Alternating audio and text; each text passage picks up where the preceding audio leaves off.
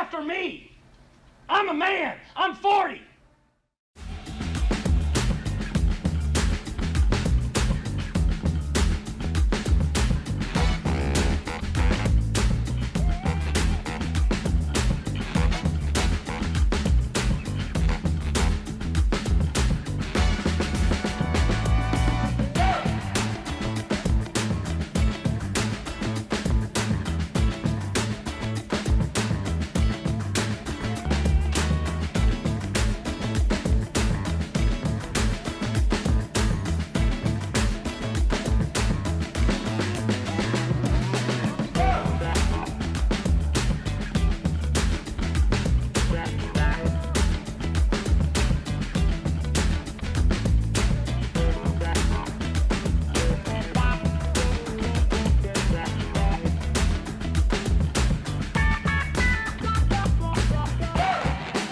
Hey, what's up, everybody? Welcome into another episode of Moving the Goalposts.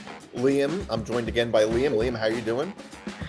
Doing great. All right. Well, we're doing okay. All right, so follow us on social media at MTGP on Instagram, Facebook, Twitter, and soon TikTok. We're going to join TikTok.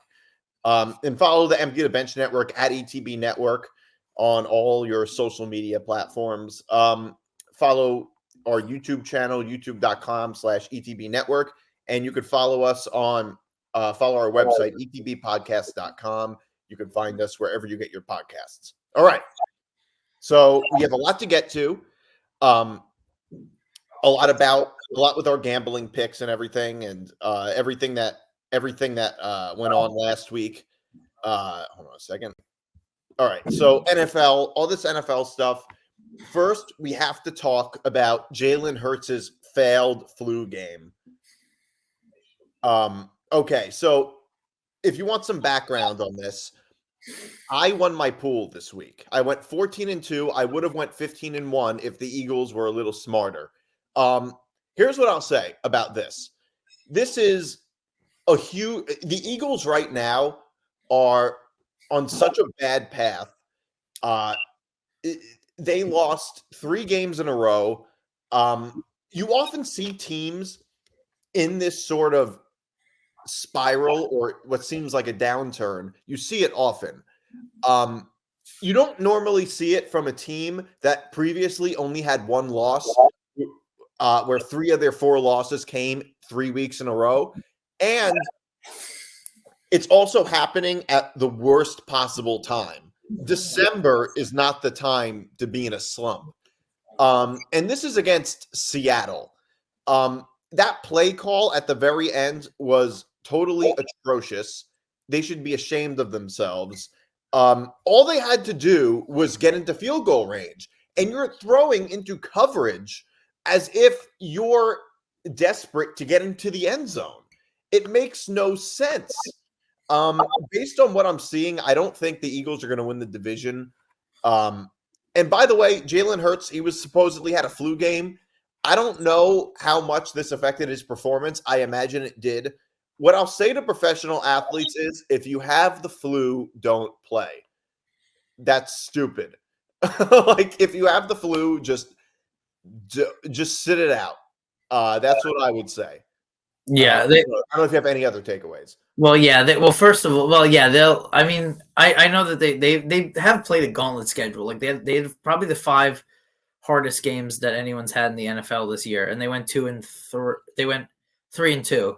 So they before this game. So yeah, they had a hard schedule, and then Jalen Hurts was sick.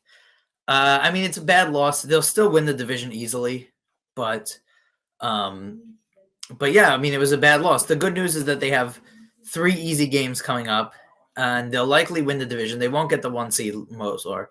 But like you said, they're in a rut in December, which is bad. But they've got these 3 games remaining now that they should win all 3, win the division, and build momentum on. Yeah. No, because, yeah, you're right. Because the Cowboys' schedule, they have the Dolphins and the Lions. I say they most likely – I mean, they could win both. That's not exactly unheard of. I mean, but the Eagles win out, they win the division no matter what. They do? Yeah, because they would beat the Cowboys of a divisional record because they would beat the Giants. Oh, okay, that makes sense. So the Eagles, I mean, they have the Giants twice and the Cardinals. Yeah. So those are, I mean, the Cardinals are the toughest matchup. The Cardinals at home is the toughest matchup of those three. Right, which is not saying much. Yeah, but here's the thing: even if they win the division, that's okay. Even if they most likely win the division, which I think they do. I mean, as like the Seahawks are probably a little bit above average of a team. I mean, the Giants and Cardinals are. I mean, the Giants are they're not just a below average team right now. They're a bad team. The Cardinals are sort of up in the air, but right now certainly a below average team. All of those should be pretty easy. Although you never know with the Cardinals. Occasionally they pull off these crazy wins. You never know. But the Giants should be easy. By the way, my question is, why is the scheduling this way? Why are they playing the Giants twice in a span of 3 weeks? That makes no sense. It's so stupid. I don't. So stupid. Sometimes the scheduling doesn't make any sense. I mean, all of their rival. Okay, so they're playing in December. So their last 5 weeks, they play the Cowboys once and the Giants twice. Wouldn't it make more sense to spread that out? Yeah, it doesn't make any sense. Yeah, it's stupid. It's so stupid. I agree. It's so stupid. But they've lucked out. They had a tough schedule. Now they've lucked out with schedule. And if they need the game, because the Giants will be out by week 18. So if they need the game, when they play at the Giants, they'll probably be like, I would predict it'll be 80% Eagle fans in the building. No. Yeah. You're saying at Giant Stadium? There's no way it'll be 80% Eagles fans. You're totally exaggerating. No, I don't think so. Because Giants fans will sell their tickets. I don't think it'll be 80% Eagles fans, though. Okay, who are Giant fans selling their tickets to? Eagle fans? Eagle fans. Most of the people they're selling their tickets to are probably other Giant fans or Jet fans. Think so. Because the game doesn't matter. But that doesn't mean people aren't going to go. 80% Eagles? There's no way it's going to be 80. No, it'll be a higher percent Eagles than it normally would, but there'll still be more Giant fans. No chance there'll be more. There absolutely absolutely will be. Okay. There's no way it gets to that level. There's but no way. It does. That when they needed the game, I forget what year it was, but they needed a game. The same exact thing where they needed to win the division, and they were at the Giants. It was when Saquon ripped off like a 90-yard run to tie the game late, and the Eagles went on to win. But it was almost all Eagles fans there, and there was a lot. Like 80%. I mean, 80-20 is what it looks like in a normal home game, right? What? You went to a Jet Eagle game where there was a lot of Eagles fans. There was a lot of Eagles fans. It was not 80% Eagles fans. Well, yeah. By the way, there's a lot of fans that will, for some weird reason, go to these games that don't matter. I'll never understand the mindset of I'm going to go to a game that doesn't matter when there's a bunch of other games that do matter on at the same time. I'll never understand the appeal of that, especially when the atmosphere is terrible. But some people think it's worth it to do it. And also, a lot of people don't just sell their tickets. They literally give them away in these situations because they don't want it to go to waste. But correct. But yeah, the point is, I do think the Eagles are going to be fine. And maybe maybe the Giants sent James Bradbury to the Eagles as a double agent because he cost them the Super Bowl and he cost them the game. He had maybe the worst drive in the history of football. Yeah. Well, the thing is that you say the Eagles are going to be fine. The thing is, they're not going to have the 1 seed now. No. And but the thing is, it's not so much that like them losing these games is the end of the result of it is the end of the world. It's one of those things where it's like, okay, it's not a big deal ultimately that they lost to the Seahawks. I mean, they're in a slump right now and they can afford to be in a slump. The question is, what is this a sign of? This is a sign of if you're in it's sort of like how, okay, I'll give you an example. A year ago, the Mets were in a slump in September. They were able to afford to be in a slump in September. The problem is that slump did not end in October. So that's a bit of a concern right now. They couldn't afford to be in a slump that year because the Braves came back and won the division. But Right. this guy's. But also, I don't really think that any of my honest opinion is I don't think that any of this matters because I think that it's Cowboys, Eagles, and maybe one of the division winners are all fighting to see who will lose to San Francisco. I don't think anyone is going to be able to beat San Francisco anyway. So don't be so sure. Don't be so sure. I think San Francisco is the best team right now, but you know what? I don't know. Every year there's usually a best team. And by the way, it still matters to most Eagles and Cowboys fans. Well, yeah, but the Cowboys are not going to be able to beat the 49ers in San Francisco. The Eagles, I don't think, will be able to beat them either. I mean, look at the Cowboys are we'll transition to the next game because the Cowboys are a different team away. The Cowboys need to win the division. They can't win 4 games away from home. They can't win. No, they can't. The thing is, right now their schedule is going to be very tough, and they're going against the Dolphins and the Lions, and they don't even control their own destiny. Correct, and they're a different team. They're such a different team home and away, and especially Dak home and away. And so if they went to in order to win the Super Bowl, if they don't win the division, they have to win 3 games on the road and 1 game at a neutral site. Yeah, there's no way that's going to happen. You're right. Although the thing is, I think they could still beat the Dolphins on the road. So I don't know. We'll get into that in a minute. So we want to talk a little bit about this Tommy DeVito stuff. So Tommy DeVito, apparently he already seems to be having a bit of a downfall. He had this weird thing with a pizzeria where he was getting paid like $10,000 or something. He got paid. You can go. He was getting paid $10,000, and then they were going to charge the pizza place. So basically, they give him the money, and then the pizza place makes the profit off of the autographs and pictures. So I think it was $50 for autograph and picture. It might have been $50 for autograph and $75 for autograph and picture, whatever it was. And then, so this was after they beat the Patriots, because if you remember, they had a bye week in that week. So then during that week, they made this deal, and then they beat the Packers in that crazy game. And the agent, it already got confirmed at this event, and the agent called and was like, well, there was no contract, so we want $20,000 now instead of $10,000. But people were talking about in the media, but it was the agent that did it, and then DeVito showed up for free, basically. Yeah. To the place. So I don't think that he deserves any of the criticism that the agent did it. You know what I mean? I totally agree. Although the problem is that whenever an agent does something, it is perceived that they are doing it on, not even perceived, basically is, but they're supposed to do it on behalf of their client. Correct. Somebody should tell or needs to tell him that anything the agent does from now on will be representative of DeVito. Yeah. So apparently the mafia agent went off on his own and did this. Yes, correct. Yeah, that's, first of all, $50 to take pictures with Tommy DeVito? Well, for an autograph. For an autograph and a picture with Tommy DeVito. I don't know who's paying that.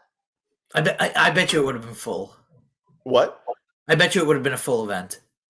I agree with you. Only in New Jersey at a pizzeria could that actually work, or maybe Staten Island or Brooklyn or something. Yeah, it was in Morristown, which is like $50 to take a picture and get an autograph from a third-string quarterback is bananas. Pete Rose does that. Pete Rose literally charges money to talk with him. But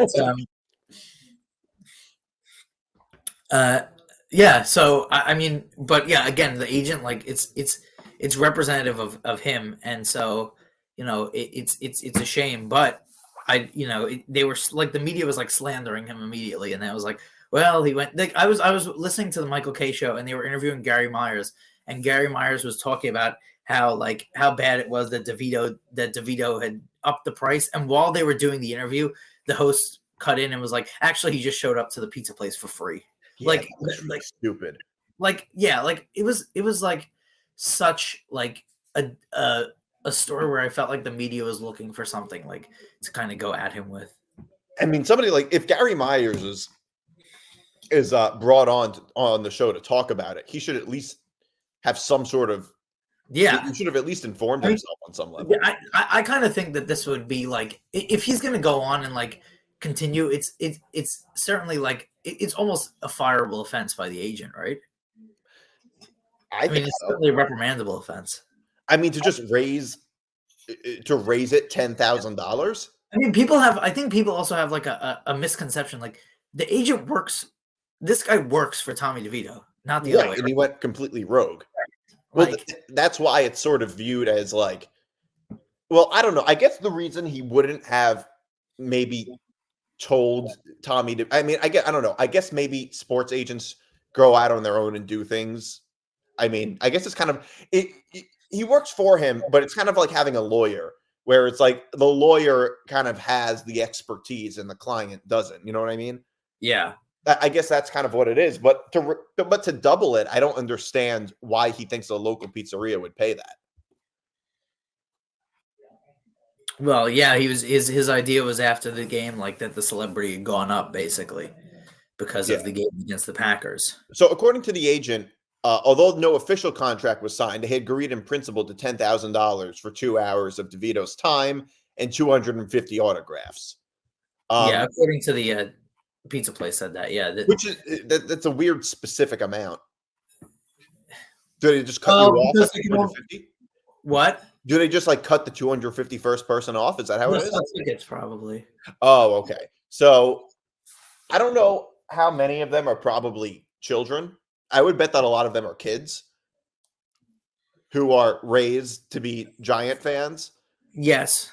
Even though we do know Italian Americans. Even though we do know some people who are autograph seekers in their late 20s, pushing 70. I'll never understand the obsession with autographs from adults. No. I don't care that much about autographs. I mean, it could be a big deal. Like if Tom Seaver or something were signing autographs or something, and I happen to I would want a Tom Seaver autograph. Like some of this stuff could be really valuable. From current NFL players that are around your age, I just don't get the appeal of like trying to like compete with little kids for autographs. I mean, that's mainly what it's for. It's mainly for children. Autographs. Yeah. Well, yeah. So that's why. Well, that's why a lot of guys like have like I think Stiletto, his agent is going to be just his football agent now. A lot of guys will have their football agent and their marketing agent. Yeah. So Stellato will continue to be his NFL contract agent, while Max Lepselter, I don't know if that's how you pronounce it, has negotiated brand. So he's going to be his brand agent, and he has a brand. So he negotiated a brand partnership with Dunkin' Donuts. Yeah. Just another reason not to drink Dunkin' Donuts. It's okay. I feel fine saying that because it's not like Dunkin' Donuts is going to be a sponsor on this show. So I feel comfortable trashing Dunkin' Donuts. Yes, exactly. I mean, for a third string quarterback, I've never seen that. He's probably going to make more money off endorsements than he is off his contract. Yeah. So yeah, that's complete madness. I think I agree with you with what you said last week that this is the new Linsanity. It kind of is, although it's a little different. I think the obvious difference is that Jeremy Lin was actually playing amazing for that really short period of time. Whereas the Tommy DeVito, I wouldn't say was playing amazing. It's just that they were able to win. Yeah, but it's easier to do it in basketball though, because you don't have to DeVito has to rely on his offensive line, on his receivers. Yeah. It's also impossible to expect much from Tommy DeVito anyway. I mean, he was still the third string quarterback. People forget that Jeremy Lin has a ring. He does. Yeah, with the Toronto Raptors. Although he didn't. I mean, he really had almost nothing to do with it, though. I mean, like, Still has the ring though. well, I don't know. Kevin Love also has a ring. Nobody talks about the rings that Kevin Love has. But I'm saying Jeremy Lin was able to parlay those 2 weeks or whatever it was into like a career. Like, but you don't think that okay? But like he probably would have had a career anyway. I don't know. No, he was about to get cut that day. That doesn't mean nobody would have picked him up. You don't think anybody would have picked him up? No. I don't know. I mean, look, I don't know, but I think I don't know. I think he could have. I think he could have still had a career in the NBA, even if it was a different time too. Like there wasn't as much social media. There wasn't as much like stuff like that. It wasn't that. It was 12 years ago, almost. So. I don't know. It could have. I mean, I don't know. Whatever. No, he's Jeremy Lin's really been around. So I do want to get into some of it. So the Chargers, they finally fire Brandon Staley.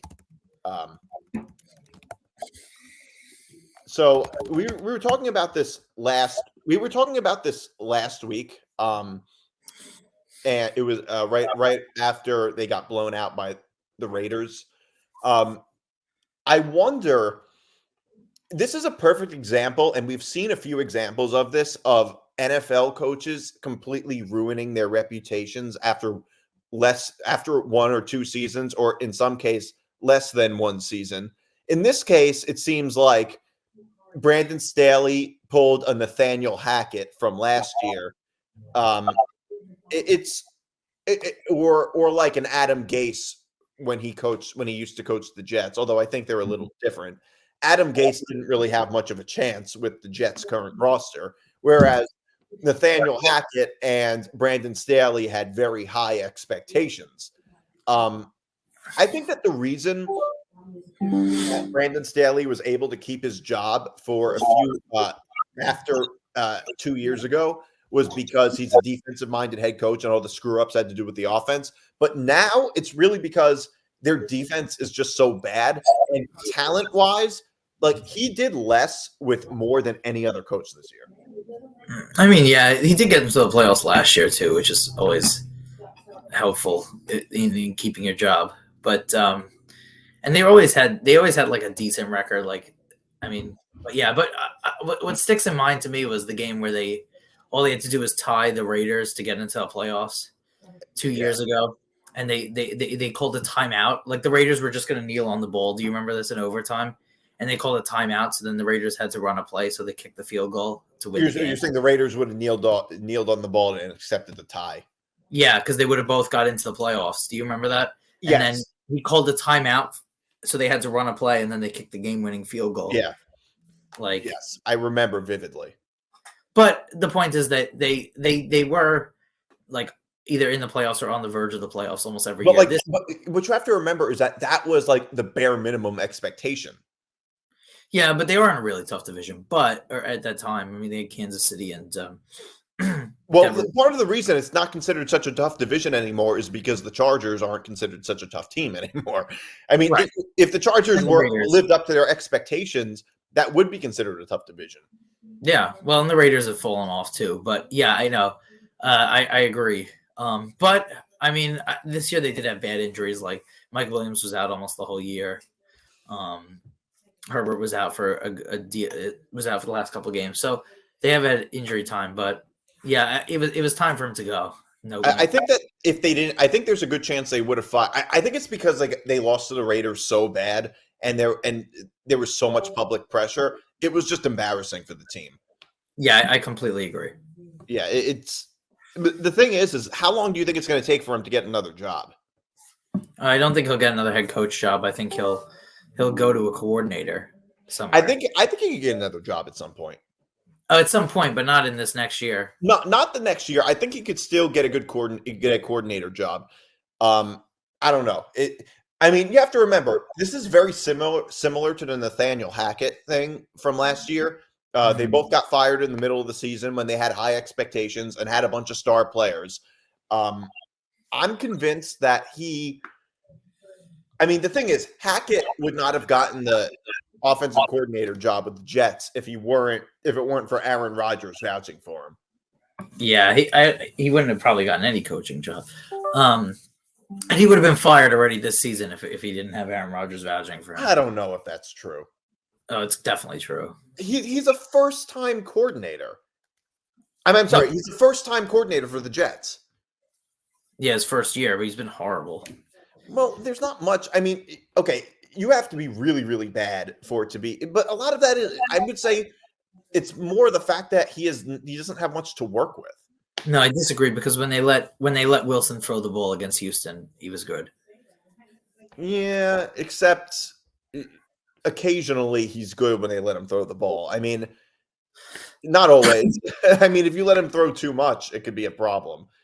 But yeah, I don't know. First, I think he'll just get a defensive coordinator position somewhere. Yeah, I think he will too. I mean, you could be a really good coordinator and not be a good coach. Yeah, of course. I don't think anybody would argue. Like, I don't know. I don't think Nathaniel Hackett is a bad coordinator just because he wasn't a very good coach. No, Matt Patricia was like that. Like Matt Patricia won a bunch of Super Bowls in New England, but he was a terrible coach in Detroit. Yeah, and also he was playing under Belichick, right? Who's a defensive-minded head coach. Right? Like, is he really making the play calls? Yeah, I don't know. Like, how much of that had to do with Matt Patricia? It's like anybody could have been the defensive coordinator. Like, I don't know how much that has to do with him. All right, so I do want to get into some of the some NFL picks. So Ravens are playing the Niners. The Niners are giving 5.5. Yeah, I'll take Baltimore. I think Baltimore is this. This is gonna be my prediction is this is gonna be the Super Bowl preview. And the Niners will win, I think, but I don't think that this game is that far apart. That's a big line for these two teams. I feel like this should be 2.5, 3. Yeah, it looks well. Ultimately, the reason is because the Niners are playing at home, so they're basically telling you they're about 2.5 points better. Yeah. So I'll take the Ravens. I agree. I think the Ravens, are as good as I agree with you completely. I think that there's a very good chance these are the two Super Bowl teams. The Ravens and Niners right now look like the two best teams. The Ravens have a very good rushing defense. And the Niners do rely on the run a lot. They're not like the Niners are more of a schematic team and they don't rely on any. It's not like they're not like a team with Mahomes, like where they have like a star quarterback. Everything just sort of it's like a bunch of puzzle pieces that work well with the Niners. I think the Ravens right now are just as good as the Niners. I think that I would take the Ravens too to cover. So you're also doing actually I'll do my pick first. Giants at Eagles minus 13.5. I'm taking the Eagles. I think this feels like a bit of a bounce back game as long as Jalen Hurts is healthy, literally, like not sick. And the Giants, they don't have much to play for. And the Eagles are just that much better. The Giants are on the road. Do you think that the Eagles could score 21 points in this game? Yes, easily. Okay, so if the Eagles score 21 points, which I agree, the Giants would have to score more than 7, which I don't know if they could do. So I agree. I'll take the Eagles. I don't know. And if they do score 7, it'll likely be at the very end of the game when they're not trying anymore. Yes. So Cowboys at Dolphins. The Dolphins are getting 1. Cowboys are getting 1. I'm sorry, but I'll that's fine. It doesn't really matter. But I'm taking the Cowboys. I'm a big believer that the Dolphins are gigantic frauds. I think they just beat up on the little sisters of the poor, and they just they don't play good against real teams. I mean, look at the Jet game. They got favorable field position every time they got the ball. Like, I don't know. I don't know if them blowing out the Jets really showed me anything. I got the Cowboys. Yeah, you're right. To be fair, you can kind of say that about most teams. Although you are right about the Dolphins. They're not. The thing is, the Dolphins are a good team. They're just they have a tremendous. You have to remember the Dolphins have the best offense in the NFL right now, and that's not even really debatable, especially their passing offense. And the problem is that you're right. They never win against the best teams. Like they're good. They beat up. They consistently. Here's the thing: they can consistently win games against inferior teams, which, to be fair, is an underrated skill, and some of the best teams are not always good at that. So that is an underrated skill.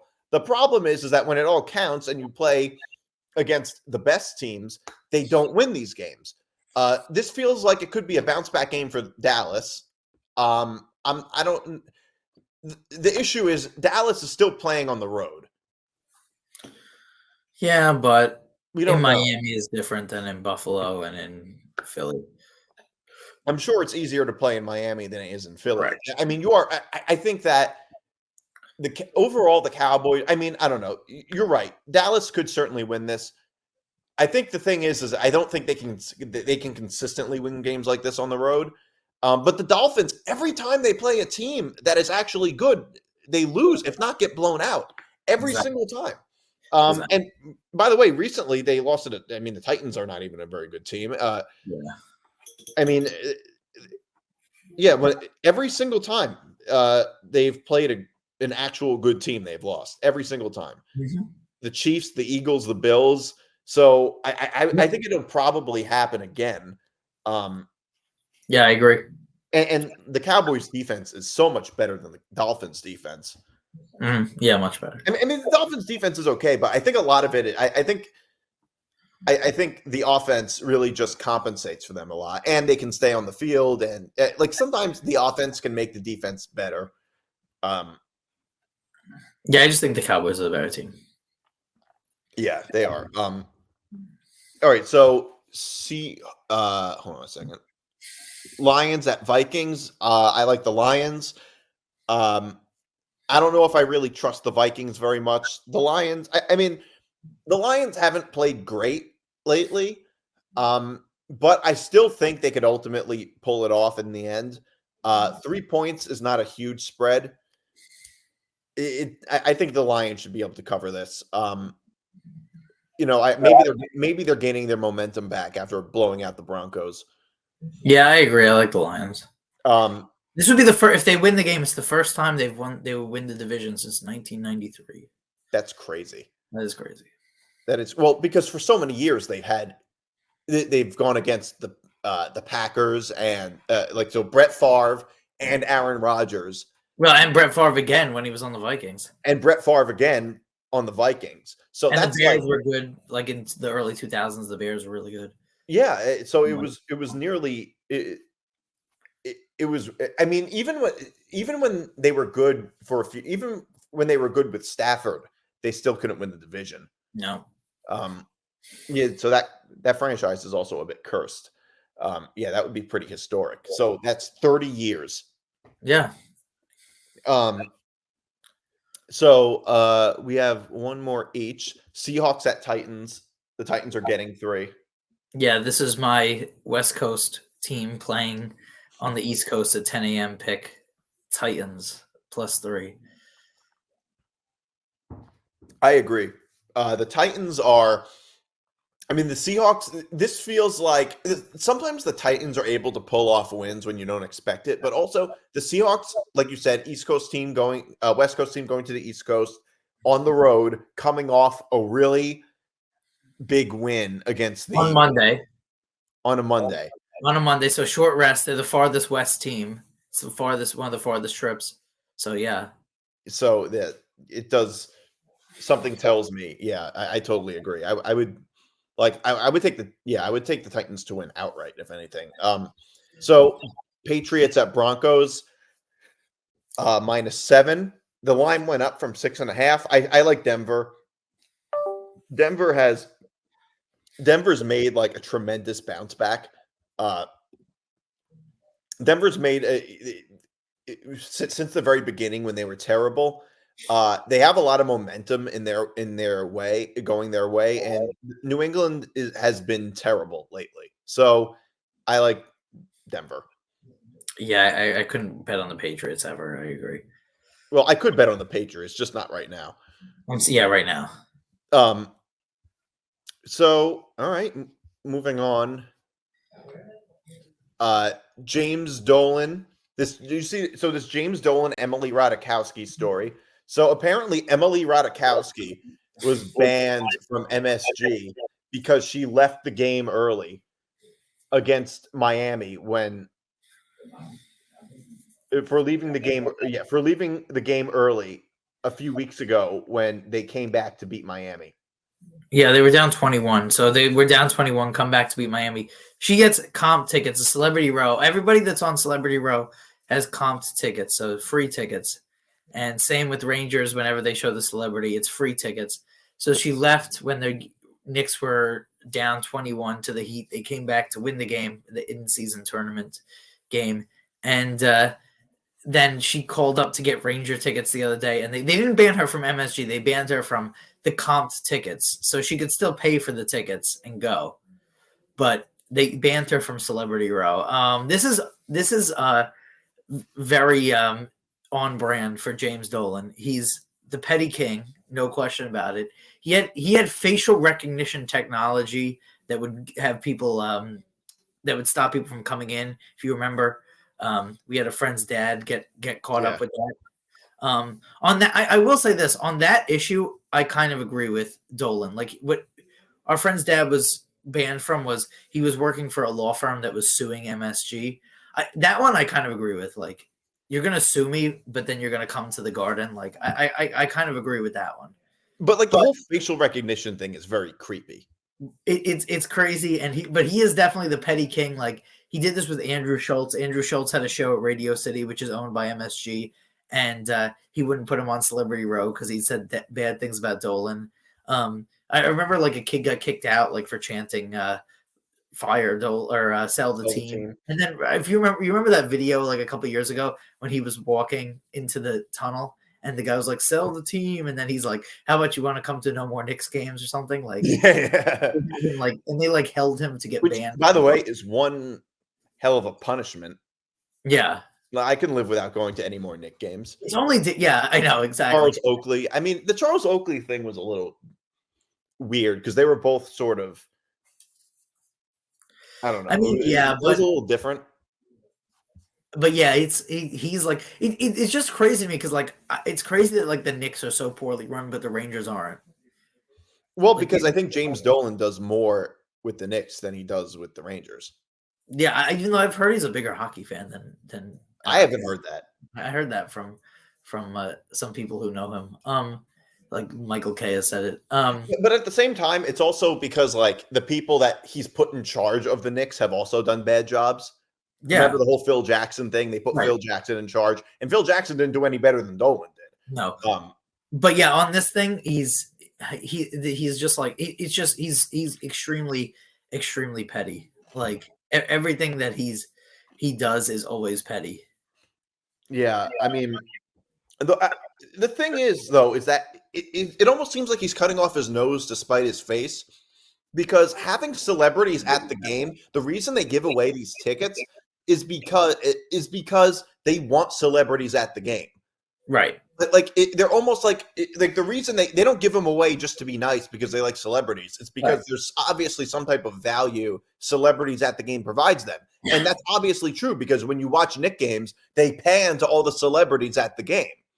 So the thing is, if anything, I mean, they're not. She's not being paid or anything, but like in a weird way, it's more probably like she's. I highly doubt Emily Ratajkowski is a big Knicks fan or a big basketball fan at all. Like she's probably like, all right, fine, I won't go to the Knicks game. But Dolan benefits a lot more from these celebrities being at the game than they benefit going. Of course, like I don't know, like, and then like I'd be stunned. Like all these celebrities stay for the entire game too. Like that's kind of a surprise to me too. Like he's mad that she left early. Like I don't really understand that. Like Well, I wouldn't have known that. Like, to be honest, I wouldn't have known that she left the game early until this story came out. Like, it wasn't like a big deal that she left the game early. you're right. I mean, I don't think anybody knew. I mean, it wouldn't be that hard to. I don't know exactly how he knows. I assume maybe they panned to her during the game and saw that she left early. It's possible. I think you probably stick out like a sore thumb too because you're walking like on the court. Maybe. I don't know exactly, but I can't imagine she was doing it in the middle of the game. Like, it was probably a commercial when she walked off. That kind of sounds like something that would happen to Larry David. Yeah, I can see that too, like a Curb episode, like where you get banned for leaving the game early. leaving early. Well, this is perfect with I think it was our episode last week or 2 weeks ago. Yes, when you left the game, so she's basically pulling a you. Correct. She left the game early and missed the comeback. Yeah, correct. Except the difference is that she didn't. I actually paid for the tickets too. She didn't even pay for the ticket. That's true. In your case, it's even worse. Yeah, in my case, it's even worse. The thing is, how common is it for celebrities to leave games? I mean, it might be a common thing. I don't know. Never stayed for the whole game. Honestly, I would assume so, but it's not that hard to stay for a whole basketball game. No, but like you said, they're probably not big fans. Like, well, some of them probably are. But yeah, this was another like. Then you remember like my favorite was like he tried to make it hard for Spike Lee to get in, and then Spike Lee said he would never go to a game as long as Dolan was the owner, and then Spike Lee was at the very next game. Yeah, like I don't know what that whole thing was about. Yeah, that seems. I mean, they do it a little bit in football too. Yeah, of course. All these events, like all these events, have people. The Rangers and Knicks, they'll always show like a celebrity. I think the Nets do it as well, and the Lakers and Clippers probably do it. I would assume. Yeah. Not every team could do it because there's probably not like stars going to like Minnesota Timberwolves or Milwaukee Bucks games, but like, yeah. I don't know. I've never watched their broadcast. I can't imagine it would be as easy. I mean, how many famous people live in Minnesota? Right. Exactly. Well, I mean, most famous people probably live in New York or LA. Correct. I mean, I would bet Miami Heat probably has a fair amount of. Miami Heat probably do have some time. Yeah, I agree. Yeah, it sounds like a pretty good problem to have, to be offered a bunch of free courtside tickets that we have to spend our yearly salaries on. Yeah, exactly. I guess that's how you know you've really made it. All right, so there's a little. Hold on a second. So it is Festivus in just a few days, and we need to air our grievances with our sports teams.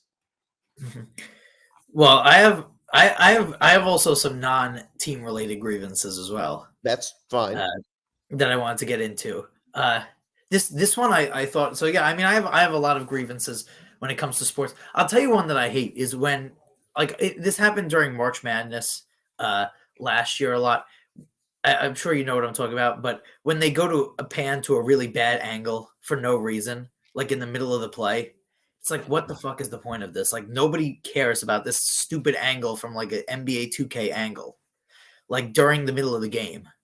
Yeah, I don't get it. Or when like there's a game on like on Red Zone, for instance, and there's a game that's really good, and then they go to the game that's really bad. Yeah, or like over. I don't understand that. That I agree. Or like also Red Zone doesn't show everything live in the moment. Like something will happen maybe 5 minutes earlier and then they'll show it. So like you can't blame them for that. I'm not blaming them for that. I'm about to add it to my point.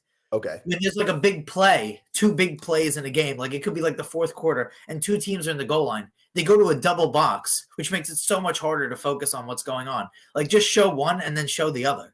Yeah, that's what they should do. Box like that annoys me when it's like a big play. You're getting up for a big play, and they start showing the other game on the double box. Like, well, I can't focus on this big game play right now. Yeah. And as much as I love having Red Zone, that's certainly one of the grievances. I know. I have another one too that I thought of. I hate I don't know if you're as big like a sports radio listener. You listen though. You know I am. Although it depends on who's on. But I hate when the same people call up every single day. Like, Yeah, why are you well, calling up every day to the sports radio station? Like, we how get much it. Like, time do they have? How much time do they have on their hands? how much time do they have? Because sometimes they'll be waiting for like the entire show. Ira from Staten Island comes to mind, and Mike in Montclair comes to mind. Mike in Montclair, Spike in New Jersey calls the Michael K show all the time about the Knicks. There's a kid Griffin in Connecticut who calls the Michael K show. He called the other day. I was listening to the Michael K show. He called the other day and started talking about the Washington Capitals. Like, what the fuck? Like, I don't understand. Nobody in New York cares about the Washington Capitals. Nobody in Washington cares about the Washington Capitals. But like, I don't understand. Like, these people. Like, I heard like from a producer that they don't have like a special line. A producer said this when I was watching. He said they don't have a special line. They just call like incessantly. Like, yeah. Well, from my experience working in radio, if the same caller calls the next day, they tell them, "Okay, we just had you on yesterday. We're not going to have you on again."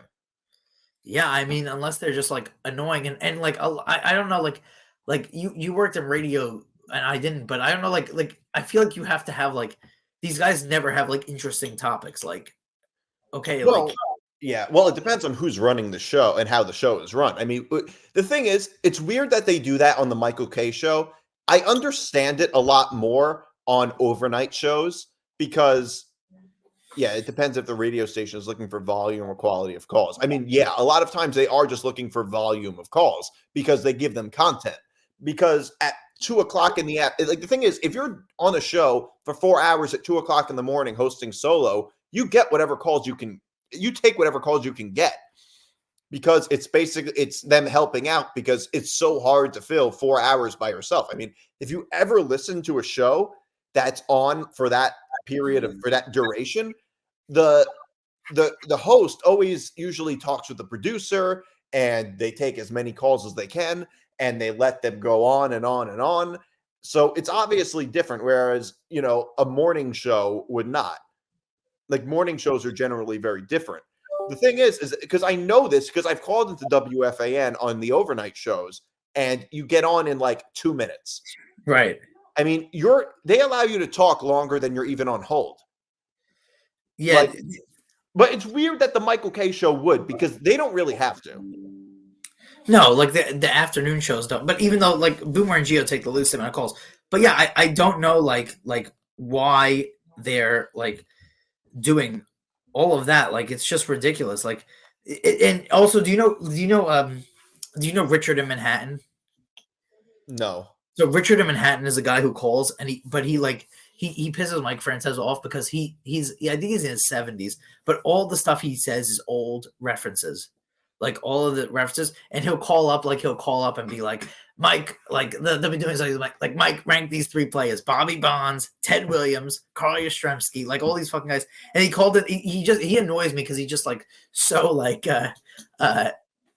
he's so old. Like the other day, when Zach Wilson had a good game against Houston, he called up the show and was like, "Oh, Zach Wilson looked like Fran Tarkington last week." It's like you can't get more modern than that. Fran Tarkington was the Giants in like the 50s. Like most Americans were not alive when Fran Tarkington played. Right, who don't know who it is. It's like that's like it reminds me of Mad Dog, and they'll be talking about like the greatest quarterbacks of all time, and he'll bring up like somebody from the 1920s. No, he always does that with like anything. Like he would be talking about like they were, like the most random player, like or college football coaches. He would bring up like a Notre Dame head coach from the 1920s. Oh, he thinks he was saying on First Take he thinks Bob Cousy is still one of the greatest point guards of all time. Yeah, like what? He's like if you watch a footage of like Kyrie Irving, he does like spin moves and 360s and stuff, and Bob Cousy's like bouncing the ball like this against yeah, like guys, like Jesus Christ. Like he was like, that's the most ridiculous thing. Oh, I'll tell a quick story too, since we're on radio callers.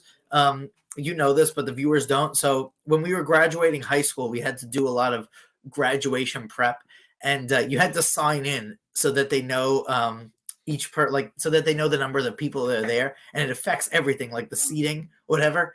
And so we had an issue, and one time because someone didn't sign in, and the vice principal was like really annoyed, And he was like looking, and he's like, Nick DiMartino didn't sign in, and we all looked to you. And the reason you didn't sign in was you were on hold with Boomer and Carton at the time. It was Boomer and Carton. You were on hold like during the graduation prep, and we were like, why didn't you sign in? You're like, oh, I was on hold with Boomer and Carton.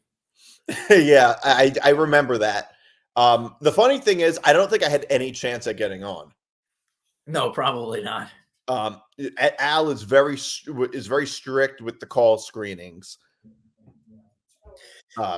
Yeah, you were like, we had to like walk like in a single file down the aisle and then walk into our seats, and you were like walking down the aisle like with your phone like this, just in case like Boomer and Carton came on. Yes, I remember that. And that was at the height of like at the height of Boomer and Carton's like popularity. Yeah, at the time it was. Although it was after they were, well, Boomer and Carton was always popular, but at the time they were very popular. Yeah, that was. Yeah, I really didn't have much of it because they probably get calls all day. Yeah. Sports radio callers are. I think they're different than listeners. Like they're not like people confuse it with like people. Those are people that listen to the show. Well, I think people who call into not just sports, any type of radio show, people who call in are disproportionately crazy. Yeah, because they think that their opinion like matters more than like they're very egotistical. I could think like they tend to be very egotistical, but that's kind of what you want a little bit, like in a caller. Like like I'd rather have a crazy caller than a totally normal caller.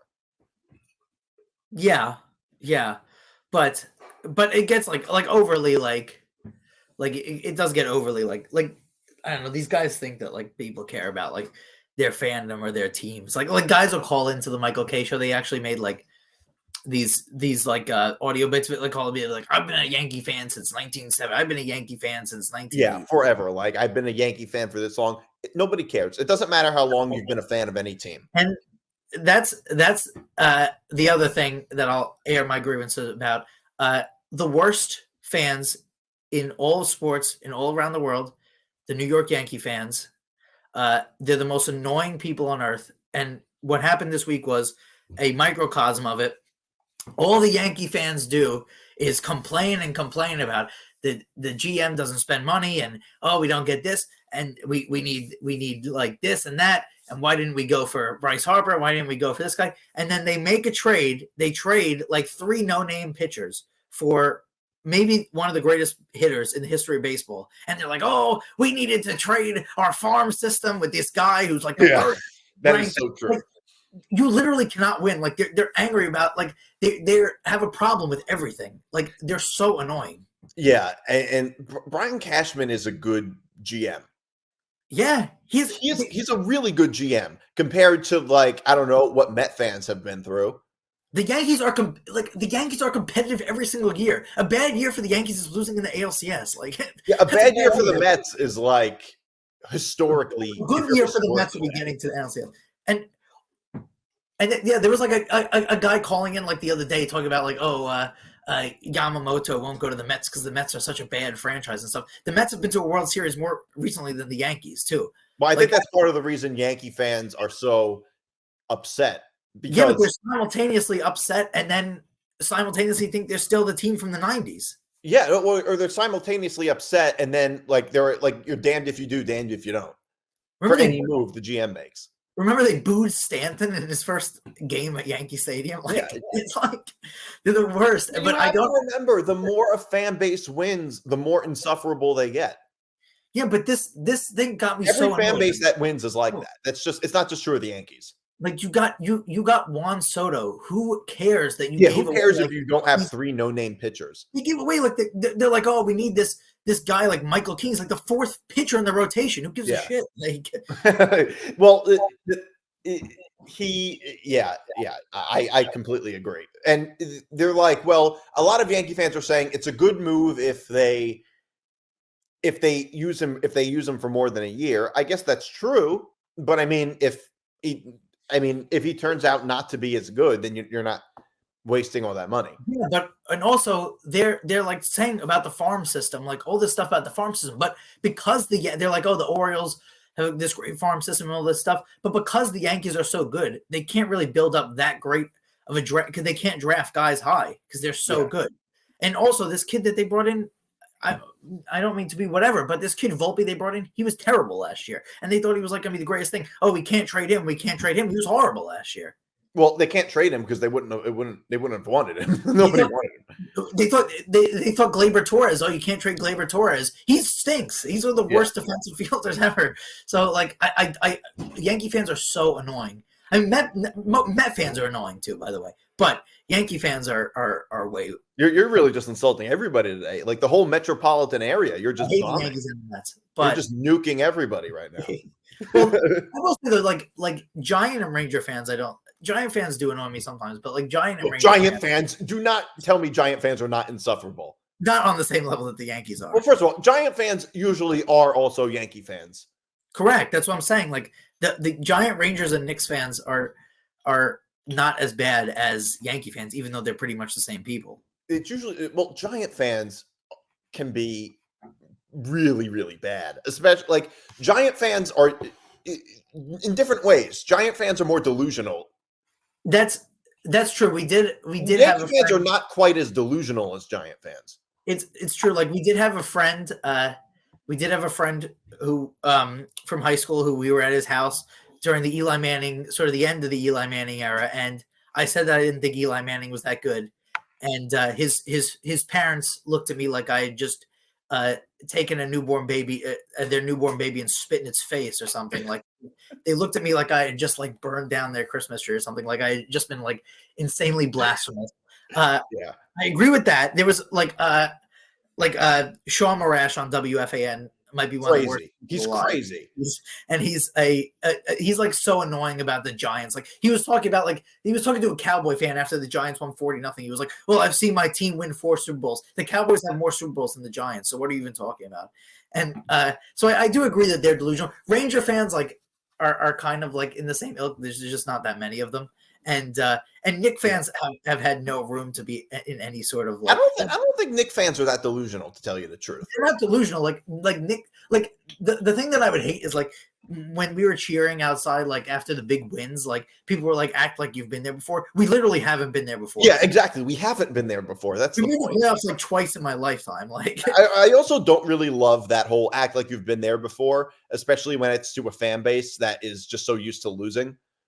Yeah, the thing that I hate about that too is only one team is going to win in every sport. So only one team is going to get to enjoy a championship. So if you don't enjoy like wins, you're not probably going to enjoy anything because your team is probably not going to win a championship. But it's all about like the ride. But also, it just makes no sense. It's just bad life advice.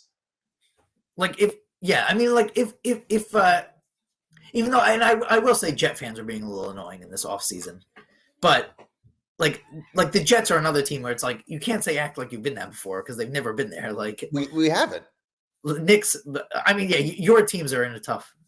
You have probably the three worst. We lose so much, but yeah, those fan bases are just so. Wait, who's the most insufferable college fan base? You're really being careful.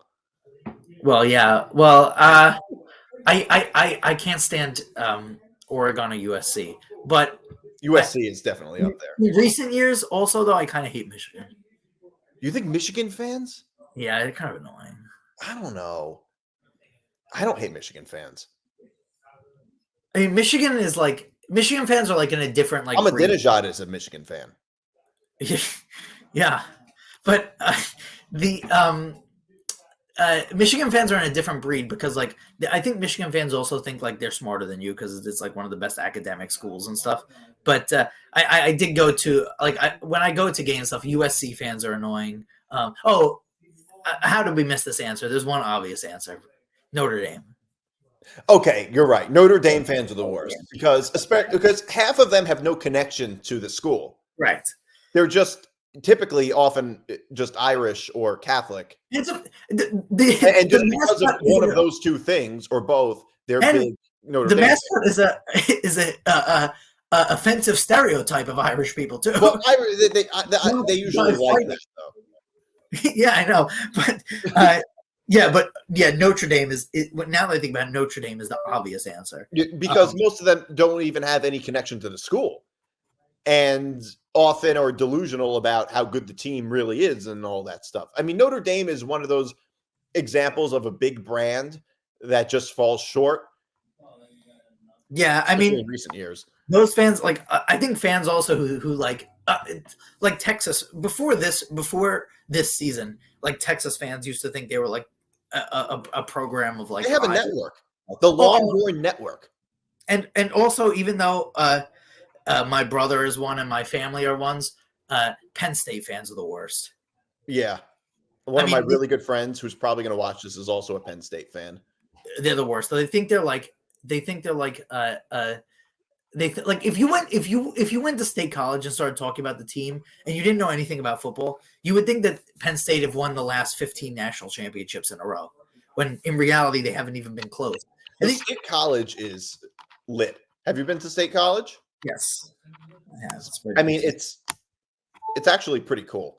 State College is insane because, like, I don't know if you drove there, but like when you drive there until like 5 minutes before you get there, you can't believe you're about to be at a college campus. Like it's literally like it's in the middle of nowhere, but that's true about like every college. Most college campuses of major sports teams are like that, other than Miami and USC. Most of them are in the middle of nowhere.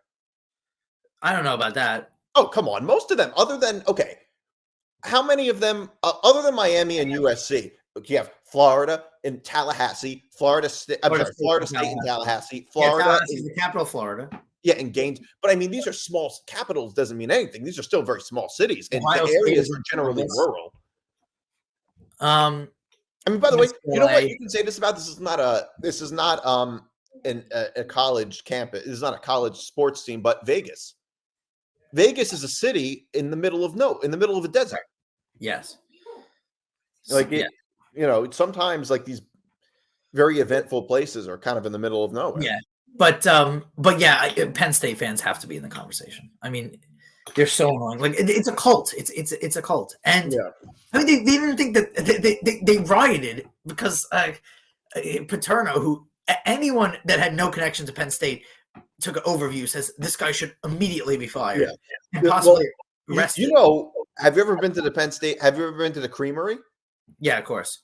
So one of their flavors is peachy Paterno. Yeah.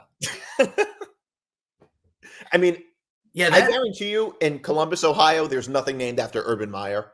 No, but I actually heard that the Creamery does a touching tribute, which is that they will spill the peachy Paterno, and then in a very touching tribute to him, they will sweep it under the rug.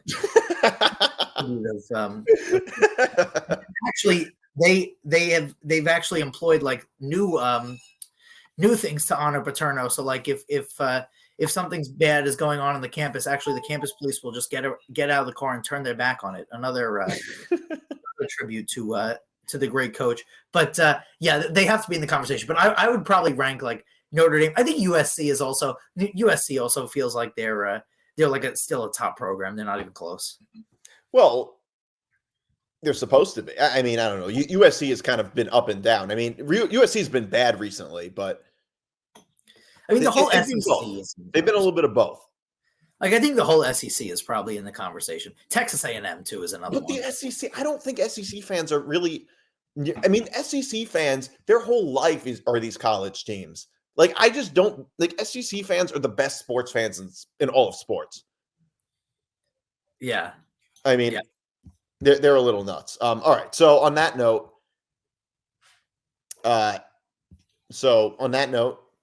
we'll be wrapping up right now. We'll be back next week. Enjoy your holiday, everybody. Yeah, Merry Christmas.